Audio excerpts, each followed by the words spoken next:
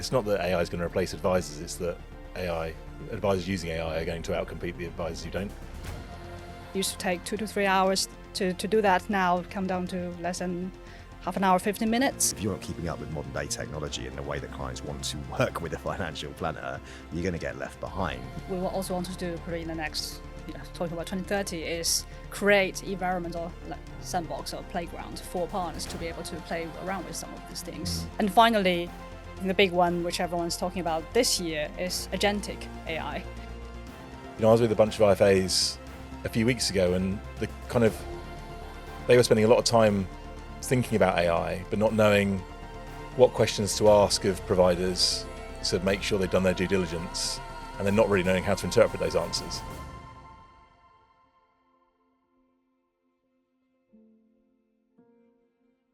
So John, Bai, thanks so much for joining me today on the Financial Planner Live podcast. Today is a big topic. We're talking about technology and artificial intelligence. Really odd, because this week I've been approached by so many people, either working in AI or financial advisors, that are saying, I think you should get more people on your podcast talking about tech and AI. So good timing. I was looking forward to hearing about tech and AI within the ecosystem of St. James's Place. So perhaps you can both just introduce yourself, first of all, to our audience so they know who you are and what you do, and then we can crack on with the podcast today and get everyone educated. So, John? So I'm John O'Driscoll. My job title is Divisional Director, Business Development and Advice at SJP, but essentially I'm Director for Advice Tech. That's kind of my job. So I'm Bai. I work for John. I'm the head of AI and machine learning at SJP. Fantastic. Let's start with Advice Tech then. You just said head of Advice Tech. Let's get simple here, right? Tell us a little bit about Advice Tech and what's going on in the world of Advice Tech right now. Yeah, so I guess as an industry, I think we've everything used to be paper, and then we've been through a process of basically digitizing paper, and now we're into an era of actually thinking a bit more transformationally about how can we simplify the advice process, which isn't actually necessarily the delivery of the advice by an advisor. It's actually all the back office type stuff. So I think everyone's kind of looking at their CRM system and how they kind of curate their information about the client, but also given the FCA scrutiny around ongoing advice and things, how they record that the advice is being delivered and all those kind of things. And given that, you've got platforms out there then that deal with that and are trying to integrate financial planning software like cash flow, attitude to risk stuff, suitability letter writing, all those kind of things into one platform to avoid this kind of swivel chairing and rekeying. And I guess that's where we are too. So, we've kind of gone on a journey with Salesforce as our CRM and our kind of our chassis, if you like, for the advice process, and then trying to bring everything much closer together with that to make the process of advice much more efficient, so that advisors can spend more time with clients and doing what they do best without kind of, I guess, what has been in the past, almost kind of filling out forms to satisfy different departments of an advice firm, whether it's your money laundering or your compliance or your business submission. Actually, can we just kind of get rid of that and use technology to deal with that and let the advisor get on with the client? Fantastic. Yeah, I guess just want to also set a little bit about AI. So at least at SJP, when we talk about AI, it's not just generative AI, it's not just ChatGPT, it's the whole kind of the broad definition of AI. So you can even start from, say, data analysis, right? That's part of what we do. Sometimes the problem they're trying to ask is, I'm a financial advisor, how many clients I've got, how many clients are in the different stages? That's data analysis. And that's not really using generative AI. And then you got like automation side of things. So robotic process automation, that's again, part of AI, I see it. And then move on to traditional machine learning. And then finally is this generative AI bit. So I see this whole AI solution as covering all of that rather than just the final bit. So that's probably the first thing to say. And in terms of seeing the industry and how AI applied to financial advisors, I think on the positive sides, people are really interested about it, and there's lots of great ideas, and we do see some applications kind of coming in the market, and people started to using it. But in terms of actual things in production, I think it's at the moment it's relatively kind of small steps rather than big transformation. And we'll talk about what we did at SJP, which I think are truly transformational. But it's not that easy to get. It's not just you go out and buy a tool and it become to solve all your problems. It's very much you need to understand it. You need to work through it, make it work for your company. So that's kind of not a negative side, but looking at the industry, I think there's still a long way to go to get into that stage where actually solve all your problems. I think that's why I talk about kind of advice tech rather than fintech, because you can kind of, you need to have that.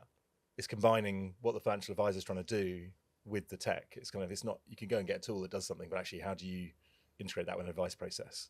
That's the bit like the old shiny object syndrome, isn't it? It's so new, AI, that everybody's got this solution.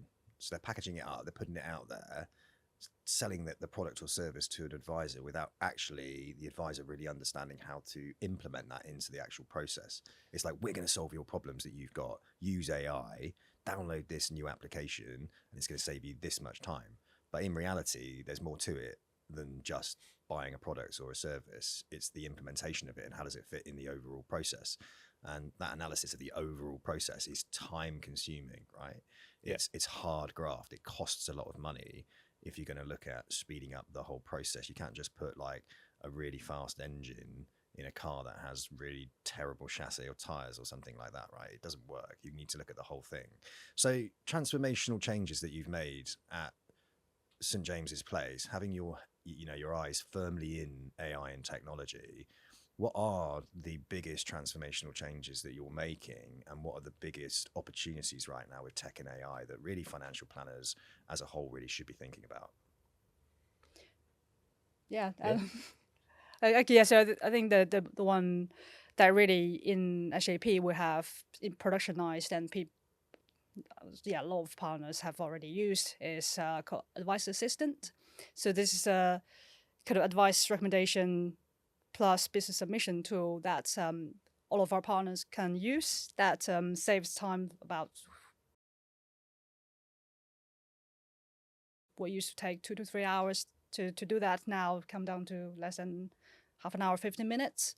And that tool is using a combination of kind of rules-based or kind of automation, if you like, plus some of the kind of using natural language processing models. So that's kind of touching on a bit more about the latest AI technology. But yeah, as I said earlier, it's that combination really drives the outcome we're looking for and partners really benefiting from.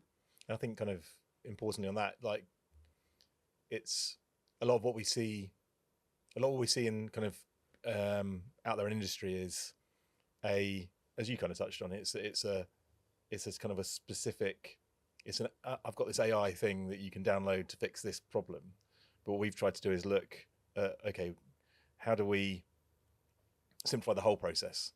So Advice Assistant, for example, you do your fact find, and basically once you've done your fact find in as few as 10 clicks, you can get through the creation of a suitable set of advice that's likely to meet SJP standards. You can deal with the illustrations, the documents you need. We create the kind of advice set, as we call it, on our systems, and you're kind of ready to go to submit the business. So you can, it's an end-to-end kind of solution rather than just trying to fix one point in the solution, one point in time. And we've started now to get into the LLM space, into the kind of Chat GPT. So we've got a solution in pilot that we're calling SJP GPT, which is kind of that Chat GPT type interface, but trying to kind of help advisors navigate our content around our advice framework, our business submission guides and things, just trying to make it easier to find information. But ultimately in time, where we want to get to is we know what you're trying to do. We can nudge you in the right direction, and you don't even need to go and swivel chair in to ask questions of a system, because it's just guiding you through the process. So that's the journey we're on. But we started with Advice Assistant, and that's been live in production for a couple of years now, almost. So that's Advice Assistant. Mm. So at what point does that become available for somebody that wants to join St James's Place? How quickly can they take advantage of that? Is it implemented within the academy, for instance? Do they start learning about it there and it's part of their actual learning journey and shaping the structure of their business and their career in the early stages? Is it something you tap into once you're a partner within St James's Place? You know, when can they use it, and how quickly they take advantage of the expertise and the knowledge you're building around that? Yeah, so it's available to all partners, and free of charge. So it's kind of a core part of our proposition.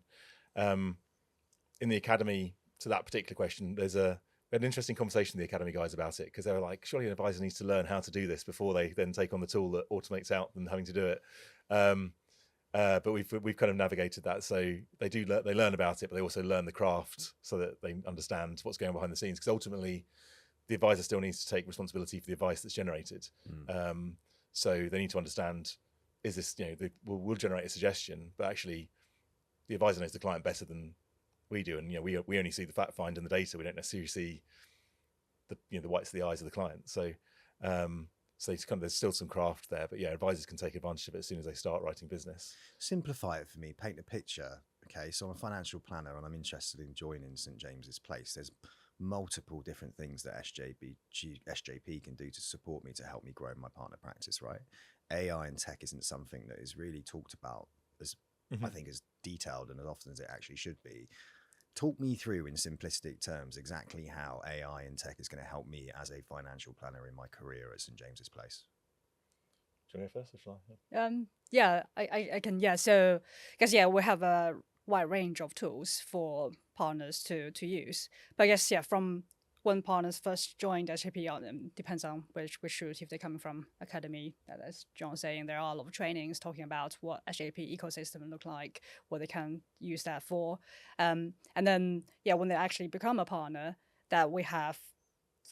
First of all, those tools are readily available. They can see it from Salesforce, which again, we touched on earlier, which that's their kind of landing page almost, that to manage all of their clients' information, and they can see advice assistant right there. Click a button, they get into it. This Chat SJP thing we talked about on the chat agent thing will be on our intranet, so again, very easily to access to it. And we have the entire SJP head office there to support. So we have our tech, what's it called, tech support hub. We show all of different texts we have in there, and all sorts of supporting materials there as well. So this assistant, then, it becomes the assistant to the financial planner, to the partner, so they can ask a question and it will give them an answer to like a frequently asked question that a client might have, or an issue or a problem around the process of actually getting the advice or investment strategy. Describe it to me. So if I'm sitting here and I want to understand how it's actually going to benefit me and how AI actually does that in St James's Place, how is it done? So at the moment, the SJP GPT thing at the moment, if you Chat SJP, Chat SJP, SJP. Sorry, sorry, my bad. So I don't know. So what do I need to consider when I'm doing decumulation planning? And we'll bring back an answer that kind of avoids you having to navigate our advice framework, and it'll and kind of give you that. It will reference where the source is, but it's kind of just trying to summarize that so you can give you a grounding on what you need to know.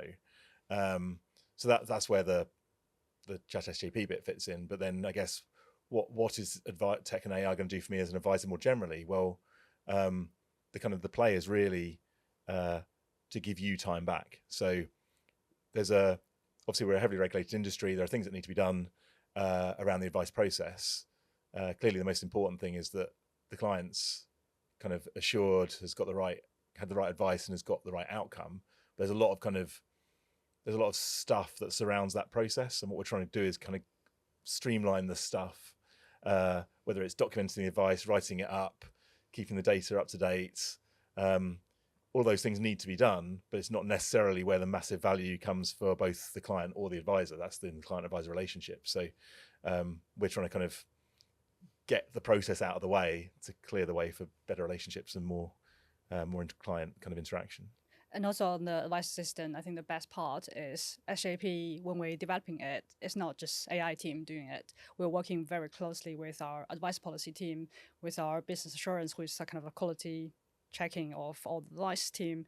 We work with products, tax, and investment, all the expertise around within SJP on this product. So it is kind of best practice by design, really. And when you think about when new regulations coming out, when new budget announcement comes out, all of that is already incorporated in this. So when the first instance those things like consumer duty comes out, right, then it's already built into the system. So no one need to worry about, what does it mean to me using that?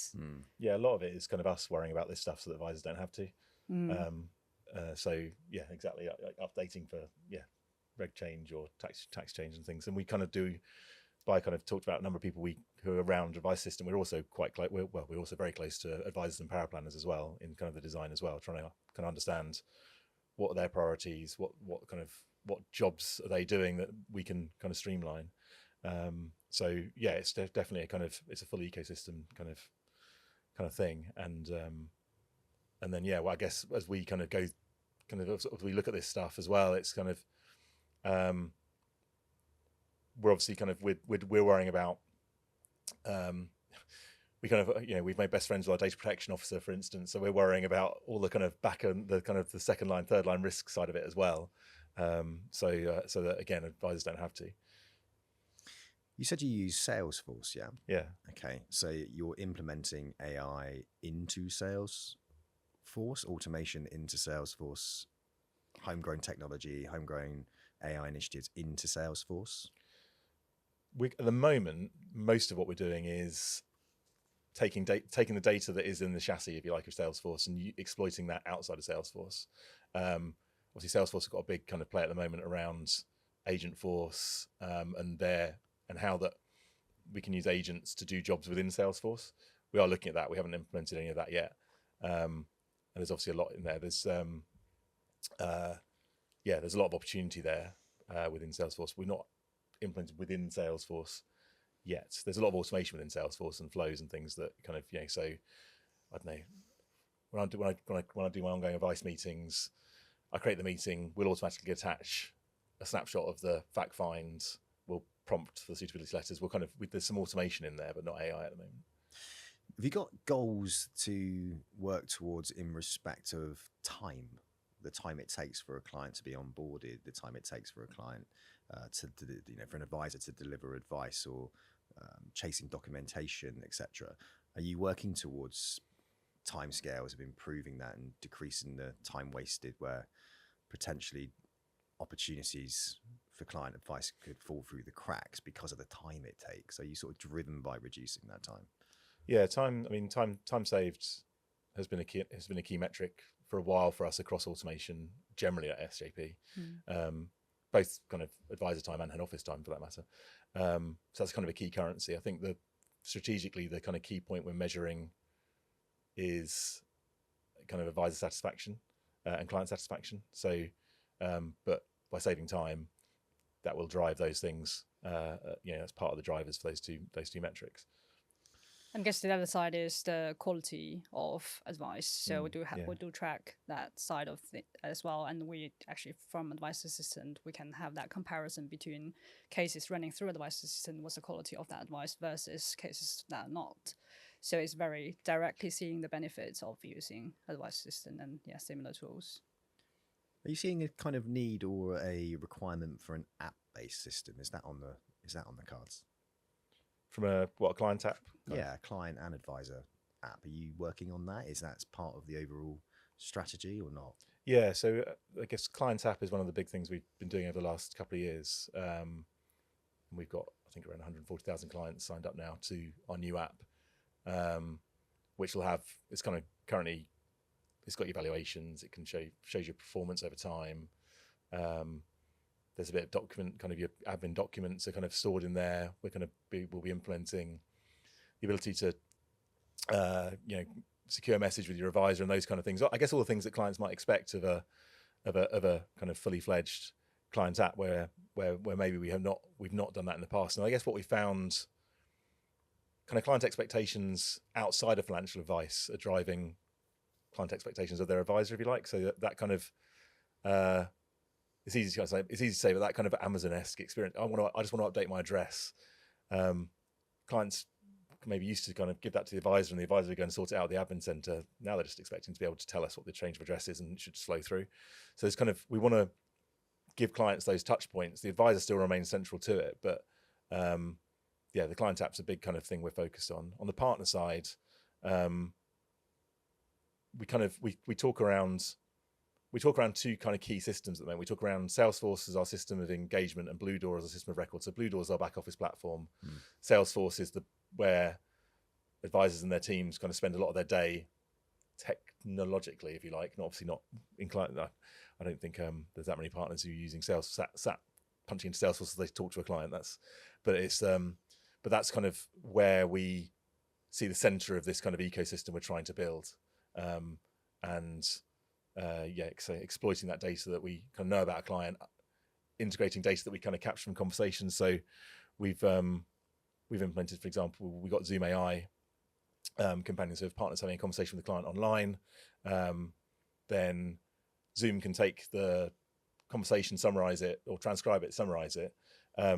Actually, what we'd really like to get to is taking the bits of that conversation and be able to update Salesforce, so bring that information back in.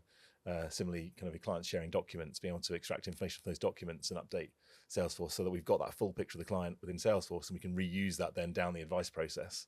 So we can automatically bring that information into suitability letters or into the recommendations that advice assistants are producing, or just trying to join all that up. I had somebody on the podcast a little while back. I forgot his name now. But they were talking about generative AI, Gen AI, and I hadn't really a clue of what Gen AI was. But anyway, we got talking about it, and what really stood out for me was the ability for a document to talk back to me. So if I receive a policy document, and let's say it's 30 pages long, right? I can actually ask a question on the document, and the document can talk back to me, and it starts to explain things to me. So instead of me having to phone up my advisor or phone up whoever sent me it, I can actually physically ask the document the question, and it will answer that question, highlight something on it, and it would explain it to me as to why it does it, which I thought was really, really impressive. Is that the sort of thing you're working towards now? Is that here, or is that something you're working towards? Yeah, that's the kind of thing the Chat SJP is trying to do. So Right. at the moment, what we're doing is only partner facing. So they can ask questions like exactly as you described. So they have a question about advice framework. So for example, when advising EIS VCT, that kind of, not everyone do that every day. So they probably need to just try to remember, what kind of risk, attitude to risk I need to, as a minimum requirement to be able to advise this kind of investment. So you can just quickly ask that, what's the ATR requirements for EIS VCT? Then it brings back the answer from advice framework to say, for this, you need this. And also here are the other considerations you need to think about. And here's the source of the original document. You can click on it and see where they come from. So that's, when we talk about Gen AI, the first thing people think about is hallucination. That's a huge risk. And that still happens in ChatGPT today. So everyone needs to be mindful of it. But the way we did it is we only include those kind of gold standard documents in it. So make sure the generative AI is not taking information from the internet everywhere. It's purely from those documents we know are correct and up to date, and you can see the source yourself. Okay. In terms of narrating a kind of document in the way that I think you're describing, I've seen some pretty cool things, like you can, that kind of video, also almost like that kind of, you get your. So we send clients an annual wealth account that talks about their summary of their holdings and how they performed over the year. There's some cool stuff out there that will talk to a client about that. You can ask about, how's that fund performed, and it'll bring that information back. We've not implemented that kind of stuff yet, but it's definitely out there. One of the kind of things that we have been looking at is avatars. So there's a bunch of stuff that the advisor kind of needs to talk to a client about. So again, it's kind of process, but simple comparable, your servicing costs disclosure, business cards, kind of all the stuff that you need to do. It's a regulated activity, but it's not necessarily massively value additive. But we've had one partner kind of bring us an idea and said, look, I've seen this. I'd like to record myself delivering that, and allowing the client to say they've understood along the journey of different aspects of it, or be able to say, I'd like to know more, and then be able to kind of get that next level of detail. but because it's such a cookie cutter process in terms of the stuff you have to say, he's like, well, it's not a lot of value to me. It's not a lot of, that's my value to the client is the them bit. It's not the generic bit. But wouldn't it be neat if I could send them this kind of link and get that kind of avatar and have that client interaction with the AI ahead of the meeting, and then we can just, when we actually meet, we can really kind of do the stuff that I'm really good at, and that we are looking at, and that's quite exciting. It's quite scary from a kind of deepfake risk perspective, but it looks like it's kind of quite a neat use of AI to, I guess, kind of still have that client advisor interaction, but also allow that explainability of some of the documents, whether it's our attitude to risk stuff or the simple comparable charges, the service and gloss disclosure or whatever. So we're doing a bit of that. You mentioned hallucinations. So someone's going to be listening to this thinking, what are you on about? Just explain what hallucination might be. Yeah, hallucination. Hallucination is basically the machine or the chat bot or whatever you call it is very confidently saying something that's completely made up. That's basically what hallucination is.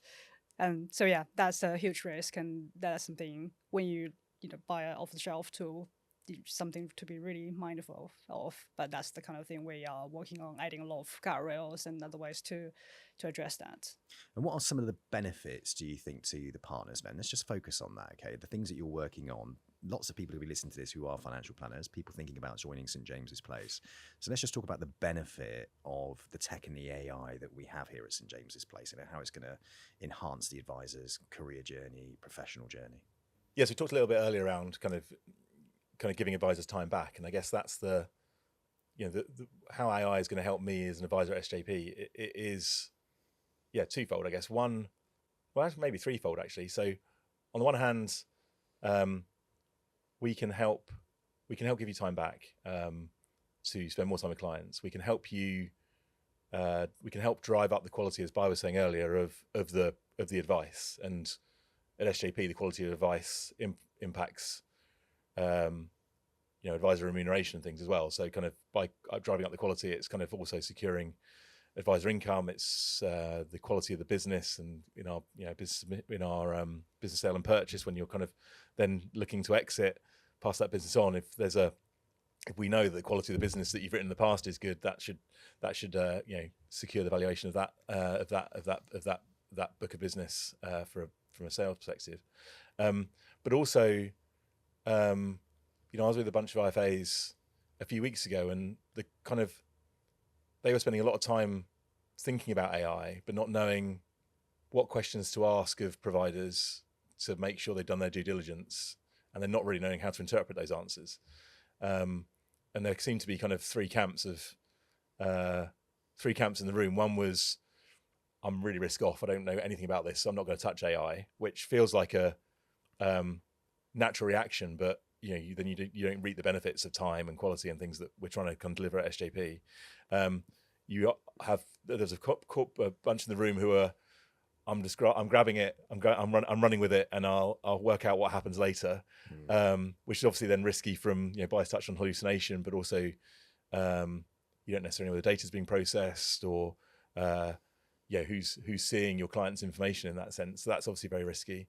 And then the third party, we're kind of saying, well, we're just kind of looking at what the big firms do, and we'll follow suit with them. So, which obviously kind of made me kind of step back and thought, oh crikey, we better make sure we get this right then, if the industry's kind of following on. But because we worry about all that stuff, and we worry about data protection, we worry about the security of the models, we worry about hallucination, we worry about bias. Again, it frees up our advisors from having to necessarily worry about that stuff, where it seemed like in the IFA community at the moment, there's a decent amount of kind of concern around how to grasp the opportunity safely. And I guess, so not only I would say this come at SJP, but not only can we kind of deliver the benefits we talked about, but also we can help deliver them safely. And that's safely for advisors and for clients importantly as well. So that's what I'd say the benefit of SJP's kind of approaches. So what would you say is one of the biggest risk factors at the moment to financial planners playing around with AI and not really understanding the impact that it could have on a data perspective and a legal perspective? What are the risks they're taking at the moment that we're coming across? Because I bet you there's plenty of people out there playing with AI and just not quite fully grasping the risks they're putting themselves and their clients under. Yeah, I'd say probably two biggest things. One is the AI application itself. So do you know what you're actually using it for? What actually comes out of it? How did they generate that answer for you? You one hand you use ChatGPT as a very generic kind of AI tool, and on the other extreme, there are some very financial advisor focused type of advice AI applications, and that's so anywhere in between.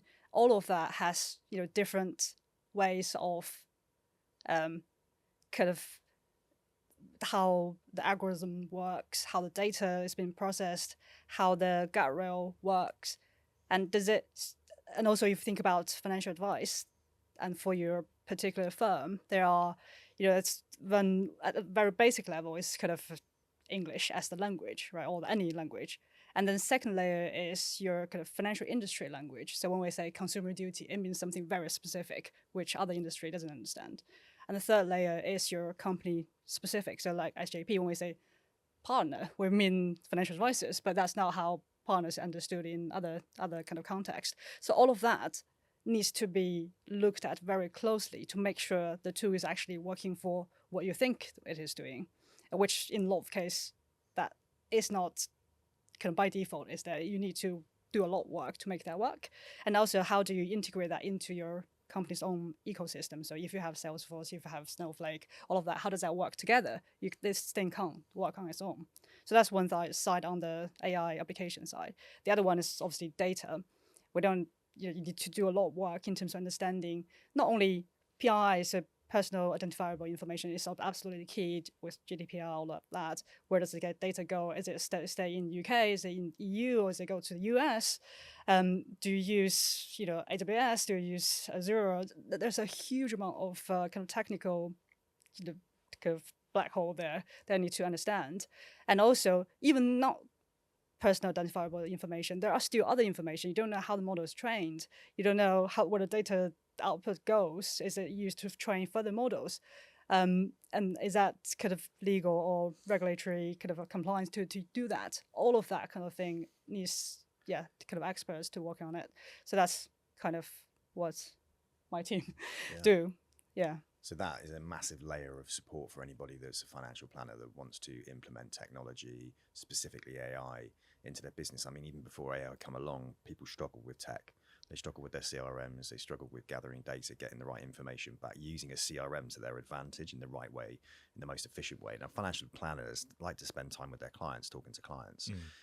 Having somebody in the background who is constantly tinkering with it, understanding the legalities of it, what's new, what's not, what's worth having, how does it work with all the rest of the technology within the business. I think it's vastly important, isn't it? It's really, really important to have that confidence. It's like when you join something like St. James's Place, right? The idea is that it's like plug and play. You're a financial planner, you want to run a business, you don't want to be tinkering with absolutely everything around you, but you want it to feel like it's your own business, right? You want to be able to lean into an ecosystem of support. Now AI is firmly within that place. Like you trust a company to deal with the compliance, like you trust a company to look at investment solutions, marketing, branding, could be administrative, power planning, whatever it might well be, to be able to free me up to go out and see clients. Like it or not, AI is here, and the more you are avoiding it, the more you're putting yourself at risk that you no longer remain competitive, not just from an advisor to either advice firm perspective, but from a client perspective. If you're not keeping up with modern day technology in the way that clients want to work with a financial planner, you're going to get left behind. That in its own self can be anxiety inducing, right? So I guess when you're thinking about okay, I'm going to build a financial planning business, damn, technology, AI, what have I got to do?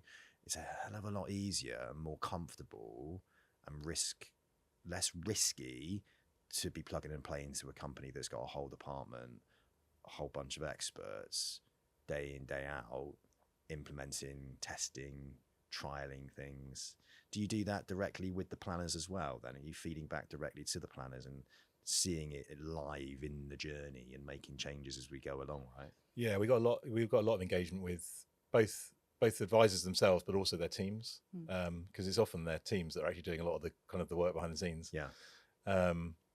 I'm not, it's not to say we've kind of cracked it and got everything 100% right. It's that constant kind of tinkering. But I think kind of because we're trying to look at the whole process end to end, I think one of the risks that kind of Bai briefly touched on there is if you could end up procuring a load of AI solutions that fix different bits of the advice journey, but then how do you bring all that together? You end up with a load of complexity.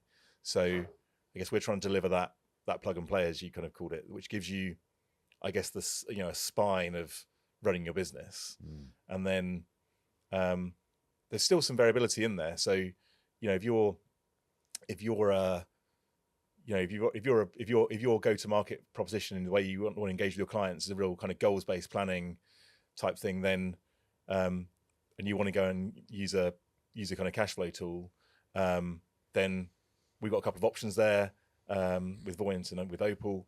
We'll integrate the data there. You can choose to add that to your proposition if you like. It's not part of the kind of core spine, but it's there as an option for you. So there's still some variability in there, and it's kind of one of the things we're trying to do is then just make that easy. So you can plug and play. But it's not like kind of joining the bank where everything's the same for everyone. You've still got some variability, and you can go to market in slightly different ways with some different kind of tools and propositions. So there's what do we call it before? There's a phrase we had like a little while ago, kind of talking about scalable personalization, and trying to kind of run that balancing act of having something that's a scalable kind of spine, but also allowing that kind of that personalization to your business and to your clients. Well, let's look to the future. AI is very futuristic, and 2030 is a big date for St. James's Place. Yeah. Tell us a little bit about what you're hoping to achieve by then and what the plans are. So from the big picture kind of corporate strategy point of view, there's kind of 4 pillars to this 2030 strategy. So there's bring brilliant at the basics, differentiated client proposition, market leading advisor proposition, and then high performing organization. And I guess within that first pillar of brilliant basics, there's this whole kind of mantra around simplify and standardize. So just trying to reduce complexity, streamline processes, and give everyone more time back, frankly, advisors, but also kind of from a head office perspective as well. So I think kind of AI and technology are clearly key enablers in there. There is a whole load of kind of process and business improvement and optimization we can do, but automation, AI are going to do a lot of the heavy lifting there, which should also then hopefully drive the differentiated client proposition, the leading advisor offering, and a more performance-based organization. So it's kind of a kind of key underpin of the strategy, and an area we see ourselves kind of continuing to invest in and focus on. But Bai, do you want to talk more specifically about the AI side? Yeah, absolutely. So that's the bit I'm really excited about. So I think that there are probably 4 or 5 key themes. The first one would be leverage maximum from unstructured data, because that's what really generative AI allows us to do more on that side.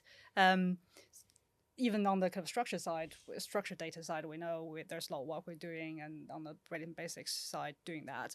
And the fact that we have using Snowflake as our data platform, which is a really modern platform that allows for both unstructured and structured data, and to basically be able to do all of that. And the second one is around this kind of chat agent type of thing, which is large language model retrieval augmented generation, RAG. That's the Chat SJP type of thing I was talking about. But that's really, again, which in theory, you'd imagine an ideal world where data, knowledge are all stored in the perfect manner that you can just get what you want. But that's not real life, is it? So it's always that component of saying, I just want to have a question. I can search and get that answer to my question specifically using the data I want to use, not other things. So that's the power of that Chat SJP potentially. Then I think it's the things around kind of multimodal. So things not only text, but audio, video, doing podcasts, maybe next one will be doing that in a different way. So that's multimodal set, which really help not only head office partners, but also client understanding as part of consumer duty, using different ways to get clients to fit for the way they learn things. The other one is AI workflow. So advice assistant is actually doing some of that, but we do want to enrich all the other features within advice assistant that allow AI rules, decision automation, all of that in one workflow to kind of streamline that end-to-end process, as John was saying earlier. And finally, I think the big one, which everyone's talking about this year, is agentic AI, which it's kind of a new word being invented. But the idea is that you have, imagine today, I think I've seen the insurance company use case where, for a claim, people think about, how do we deal with this claim from insurance perspective? You probably have someone from underwriting, from someone actuary there. You have, the reserve team. You have the actual people dealing with the claim itself, looking at the pictures, the car crash, all of that, sitting in one room, hopefully, but determine, is there a claim? How much should I pay for? But change all those human to agents, AI. So I'm the actuary as a AI agent. So they have their specific persona or roles, but then working together to come up with something. And you have a kind of a high-level orchestrator agent coordinating between all those experts or agents doing that. And behind each of them is the knowledge I was talking about, the documents, the procedures. So bring everything together. That's kind of the next big thing coming out. So that's exciting to me. Agentic, yes, we're experimenting with that internally as well at the moment. I love the idea of that. And also as well, where that kind of adds huge amounts of value is especially around St James's Place, because if I came in as a partner and I'm running my business and I wanted to just have my own business, lifestyle business, and perhaps I didn't want to employ anybody, what an amazing way to run a business efficiently with the most knowledgeable AI agents in my business helping me run it, all with different skills, all with different levels of expertise. Like, that's exciting to me, and that really does create a whole new dynamic to work-life balance, doesn't it? And I think that's super exciting, and that is being done now, because I'm getting contacted by people who are talking to me about creating agents within what I do underneath the financial planner life. It's not a business that I want to grow with loads of people within it at all. Actually, it's not. And if I can create AI agents within it to help me with the areas that I struggle with. I love sitting in front of people. I love talking to people. I love business development. I love getting out there and selling and getting on social media. I don't like operations. Operations to me causes me a massive headache and can actually takes me about 2 hours to go through my inbox because my brain doesn't think that way.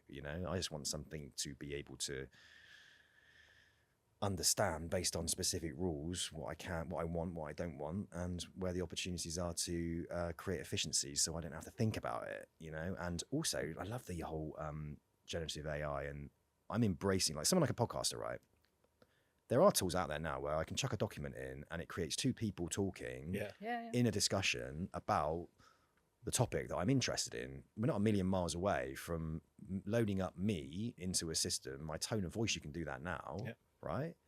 But get a video of me doing it, and all of a sudden somebody can chuck anything in and have me as a host, and I'm talking about it. So I actually think that's quite cool. I think that's a great way to create ways that somebody can absorb and learn information, because it is all about it's not about worrying that something's going to take your job. It's about worrying, how can you get someone to understand what it is you do deeper in multiple learning styles, right? And I love that. Like, it's giving options. There's a well-trodden kind of quote out there that, is used in various kind of guises, but I guess in this context, it's it's not that AI is going to replace advisors. It's that advisors using AI are going to outcompete the advisors who don't. Yeah. And I think that's really interesting. And from the agentic, I mean, one of the great things about that I find kind of working at SJP and having that kind of connectivity with advisors is that we sat in a room in this building with an advisor who came to us exactly on that and said, I've had this company come to me and say they can replace my back office with agents. Are they kind of snake oil salesmen, or is this kind of actually possible? And we had a really good conversation with him about what he was trying to achieve, and actually thinking about how that agentic kind of use case could really apply in advisor businesses, and having that kind of connectivity with advisors is really helpful. Obviously, we don't want to go off and do a load of work and it doesn't actually work for the partnership. So having that connectivity is really great as well. And there's some, when you've got 4,500 advisors out there, the ideas keep flowing in. So it's really good from an innovation perspective. Yeah, and on that, what we will also want to do probably in the next, talking about 2030, is create environment or like sandbox or playground for partners to be able to play around with some of these things. So they can really try out their innovation with AI, with all the tools we kind of infrastructures we can set up for them. So really working together to get something that really works for partners. Which creates individuality and customization of their own partner practice, which is, you don't want copycats of the same things across the board. You want people to be able to put their own stamp and their own mark on their businesses, like they are doing under St. James's Place, their own personalities within the business. And I love that, creating a sandbox environment where someone can safely play and not mess things up, and have the people in the background that are saying, look, try this, it might work. But also kind of share ideas, right? So I think kind of the conceptually what we're thinking about is, okay, well, if one partner's trying to solve a problem, then there's probably at least 1,000 other partners trying to solve the same problem. So actually, if someone comes up with something and actually, they play around with it safely, they kind of, we go, oh, actually this idea works. It's like, can we publish that to the whole partnership and allow the whole partnership to take advantage of it? I mean, some partners are already doing that themselves. We've got a few partners with side hustle fintech businesses, which are kind of solving particular problems very specific to SJP partners, and then they are selling those services out into other SJP partners. It's kind of just trying to do that at scale. It's quite interesting, actually, seeing a lot of AI and tech companies popping up within financial planning coming from financial planners. It's quite interesting. It's quite an innovative area at the moment. Very, very interesting. Well, thank you so much for sharing the insight into AI and technology here at St. James's Place. It sounds like you've got your hands full, and it sounds like the future is going to be very bright. One thing I can take away from this is that ecosystem again, isn't it? It's like, financial planners want to deliver financial planning. They're not AI tech experts. And I think we go to that idea of plug and play. What are St. James's Place doing for me? How invested are they in technology and AI? Do they have their finger on the pulse? Which to me, confidently, sounds like they do. So watch this space. If tech and AI is on your radar as a financial planner, which it should be, Agree. Perhaps St. James's Place is the ecosystem that you should set your business up in. Of course. Where's my check? Nice one, guys. Thanks so much for sharing your journey. Thanks for having us. Thank you. Thank you. Appreciate it.